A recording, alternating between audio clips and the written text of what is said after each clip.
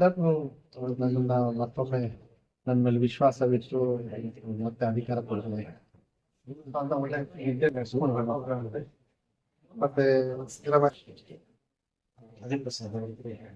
ಪಕ್ಷದ ಅಧ್ಯಕ್ಷರು ಮತ್ತೆ ವರಿಷ್ಠ ಡೆಲ್ಲಿಯಲ್ಲಿ ನಾವು ಎಲ್ಲರೂ ಕೂಡ ಅವರು ಮತ್ತೆ ಶಿವಮೊಗ್ಗ ವಿಶೇಷವಾಗಿ ಸೊಲ್ಲ ಕ್ಷೇತ್ರದ ಜನರಿಗೆ ನಾನು